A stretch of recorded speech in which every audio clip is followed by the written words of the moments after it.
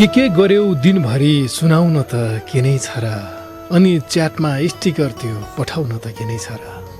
के गर्यौ दिनभरि सुनाउन त के नै छ र, अनि च्याटमा स्टिकर त्यो पठाउन त के नै छ र। सोच्या छौ हामी झन्झन नजिकिँदै गइरहेछौँ नि, सोच्या छौ हामी झन्झन नजिकिँदै गइरहेछौँ नि।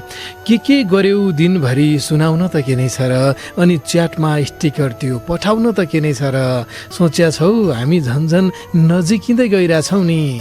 जे त होला यसै गरी जाउन त के नै छ र, जे त होला यसै गरी जाउन त के नै छ र।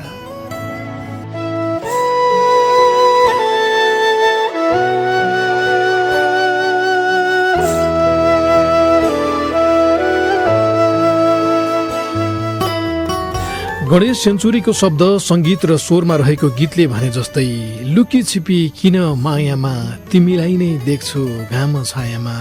मेरी माया नरिसाउन, मेरी माया नजिक आउन। प्रेमको बाटो सायद यस्तै हुन्छ होला भन्नाले प्रेम गर्नु गलत त होइन, तर पनि लुकी छिपी नै भइदिन्छ होला प्रेम, यतिसम्म कि नजिकै साथीलाई पनि थाहा नदिउँ भन्ने लाग्ने। हुन त थाहा हुने बित्तिकै लफडा सुरु गर्ने सामाजिक व्यवस्था विद्यमान भएर पनि अक्सर लुकी छिपी नै भइदिन्छ होला प्रेम, लुकी छिपी नै गरिरहन मन लाग्छ होला प्रेम। म सानो छँदा 4-5 कक्षा पढ्दा बेलाको एउटा घटना कहिले कसो यस्तै बेलामा सम्झिन्छु। मलाई एकदमै माया गर्ने दाइ थिए, गाउँकी दिदीसँग उनको प्रेम सुरु भयो, अनि प्रेम पत्र लेखिदिने र पुर्याउन जाने र उताको पत्र ल्याउने जिम्मा चाहिँ मेरो। यसरी प्रेममा साथ दिन पाउँदा मलाई उल्कै खुसी लाग्ने, हिरो हिरोइनलाई साथ दिने कुनै सिनेमाको बाल कलाकार जस्तै मजा लाग्ने। त्यो प्रेम एकदमै गोप्य रूपले अघि बढिरहेको थियो। गाउँलेले भने जस्तो जात नमिल्ने भएकोले पनि लुकी छिपी नै राख्नु थियो त्यो प्रेम। तर कसो कसो एक साँझ ती दाईको घरमा रडाको मचिएछ, यो त फलानीसँग सल्केछ भनेर उनका बा आमा आफन्त बसेर केरकार गरेछन्। जे होस् उनले होइन भनेरै जितेछन् त्यति बेला। त्यो साँझ म मेरै घरमा भएकोले भोलिपल्ट दाईले नै भनेपछि पो थाहा पाएँ। तर त्यति गोप्य प्रेम कसरी थाहा पाए होला नि त भन्ने लाग्यो। भइदिएछ के भने दाई ती दिदीको घरमा मकैको सेजो जाँड किन्न गएछन्। त्यति बेला एक बटुकोलाई 5 रुपियाँ पर्थ्यो। दाई 5 रुपियाँ लिएर जाँड किन्न गएछन्, दिदीले 2 बटुको दिएछिन्, त्यही 5 रुपियाँ माने। त्यो देखेपछि ती दाइका मामा पनि 5 रुपियाँ लिएर गएछन्, तर उनले 1 बटुको मात्रै पाएछन्। अनि बुढाले मास्टर माइन्ड लगाएछन् र 2 जना सल्केको भनेर घरमा कुरा लगाइदिएछन्। मैले यो पुरानो दिन यति बेला किन सम्झिएको भने, त्यति बेला पत्र लेखिदिने र ओसार पसार गर्ने त्यो सानो केटो हिजो आज तिमीसँग गफिन थालेको छ। हरेक रात निदाउनु अघि तिम्रो बोली सुन्न थालेको छ। हरेक बिहान बिउजिएपछि तिमीलाई म्यासेज पठाउन थालेको छ। र सानो छँदा गाउँले दाइ दिदीको प्रेमलाई गोप्य राख्न असफल रहेको त्यो केटो यति बेला तिमीसँग गफिँदा तिम्रै साथीलाई पनि नभन्नु है भनिरहेको छ। हुनसक्छ उसको दिमागमा यस्तै छाप छ कि प्रेम त लुकी छिपी नै गर्नुपर्छ। उसो त हरेक सम्बन्धहरू प्रेम नै चाहिँ हुँदैनन्। कति त प्रेमको मोटरसम्म नपुगी सम्बन्धको कच्ची बाटोमै टुङ्गिन्छन्। थाहा छैन हामी चाहिँ पुग्छौँ कि पुग्दैनौँ प्रेमको मोटरसम्म, गर्छौँ कि गर्दैनौँ यात्रा प्रेमको बाटोमा। 2-4 दिनको समय कटाउने मेसो मात्रै हो कि हो यो लामै यात्राको तयारी? त्यस्तो केही पनि अनुमान लगाइसकेको छैन मैले। अहिले यति मात्रै थाहा छ, तिमीलाई सुनिरहन मन लाग्छ, मलाई जिस्किरहन मन लाग्छ तिमीसँग, अनि यो समाजको सबैभन्दा मुख्य समस्याबारे घन्टौँ छलफल गरिरहन मन लाग्छ। तिमीलाई भेटेपछि मलाई महसुस भएको हो मैले जस्तै गरी सोच्ने अर्को मान्छे पनि रहेछ। यहाँको समाज व्यवस्थाले वर्षौँदेखि दिएको दुःख विरुद्ध म जसरी नै लाग्न तयार अर्को पनि कोही रहेछ, र त्यो तिमी रहिछौ। यसै गरी दिनदिनै कुरा गर्दै जाउँला, सुस्त एकअर्कामा भर पर्दै जाउँला। यसै गरी दिनदिनै कुरा गर्दै जाउँला, सुस्त एकअर्कामा भर पर्दै जाउँला। विचार मिले सँगै बाँच्नु कुन चाहिँ आइतबार भोर, विचार मिले सँगै बाँच्नु कुन चाहिँ आइतबार भोर। यसै गरी दिनदिनै कुरा गर्दै जाउँला, सुस्त एकअर्कामा भर पर्दै जाउँला। विचार मिले सँगै बाँच्नु कुन चाहिँ आइतबार भोर। ओके छ त अब झनै नजिक सर्दै जाउँला।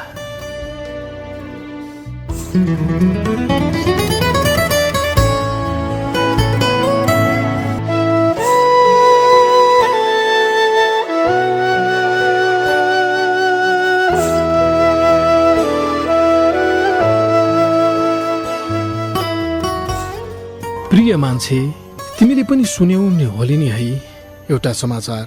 काठमाडौँमा एक युवतीमाथि एसिड प्रहार भएको घटनाबारे। यो घटनाको विरुद्धमा जसले जहाँबाट जसरी सकिन्छ त्यसरी आवाज उठाउँ है। पीडितलाई न्याय र अपराधीलाई हदैसम्मको कारबाहीका लागि दबाब दियौँ। यो घटनाबारे पढिरहँदा मैले सम्झेको थिएँ तिमीलाई। मलाई भन्न नभ्याएकी भए पनि तिमीलाई पनि त मन पराउने धेरै होलान्। तिमीले पनि धेरैको प्रेम नस्वीकारेकी हौली। भोलि कसैले यसरी नै तिमी माथि एसिड छ्याप्यो भन्ने सोच्दा एक खाले छटपटी जस्तो भइरह्यो मेरो मनमा। यसरी हामी डराइरहनु पर्ने अवस्था आएको किन हो? एसिड छ्याप्न खोज्ने व्यक्ति चाहिँ डराउनु पर्नेमा ऊ चाहिँ आँटिलो हुने अनि इमान्दारपूर्वक जीवन बाँचिरहेको हामी चाहिँ डराउनु परेको किन हो? यसो हुनुमा यहाँको समाजमा पुरुष र महिलालाई कसरी हुर्काइन्छ भन्नेतिर हामीले ध्यान दिनुपर्छ भन्ने लाग्छ मलाई। गम्भीर भएर सोचौँ, पुरुषहरू पटक पटक महिलामाथि एसिड फ्याँक्ने अपराध गर्नसम्म किन पछि पर्दैनन्? यसको मूल जरा कहाँ छ? किन महिलालाई जे गरे नि हुन्छ भन्ने सोचले ग्रसित हुन्छन् कैयौँ पुरुष? म आफू जस्तै पुरुष साथीहरूलाई भन्न चाहन्छु, यो प्रश्नबारे सोचिरहँदा यो पनि सोचौँ, हामी कति पुरुषहरू घरमा आफूभन्दा सानी बहिनीलाई आफ्नो कपडा धुन दिन किन अप्ठ्यारो मान्दैनौँ?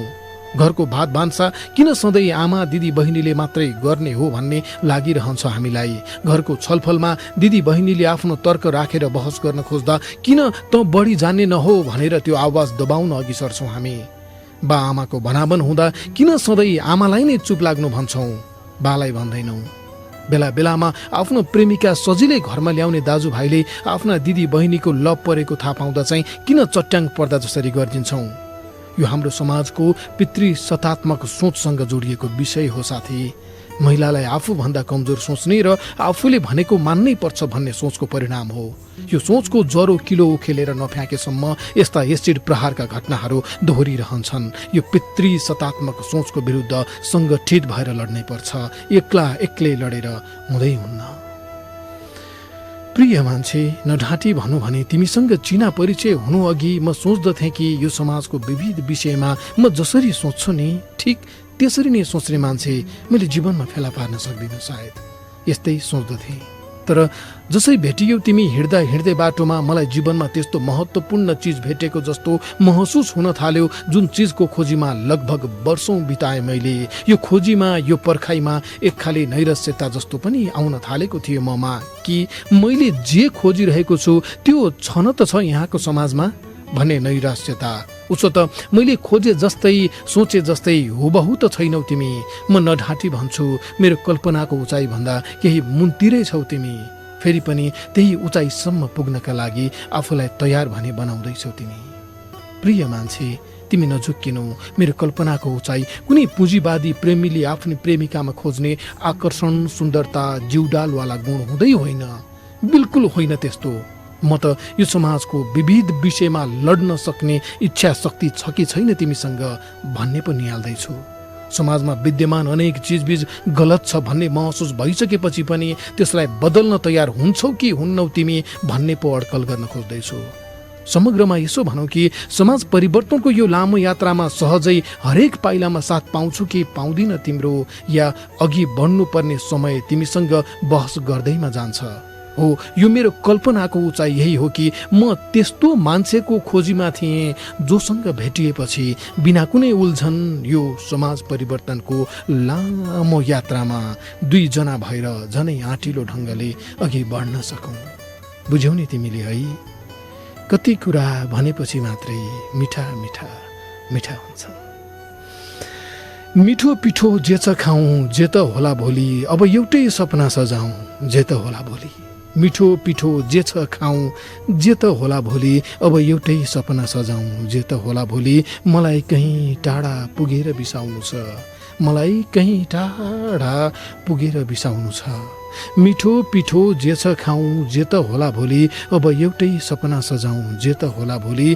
मलाई कहीँ टाढा पुगेर बिसाउनु छ, मिल्छ भने सँगै जाउँ, जे त होला भोलि। मिठो पिठो जे छ खाउँ, जे त होला भोलि।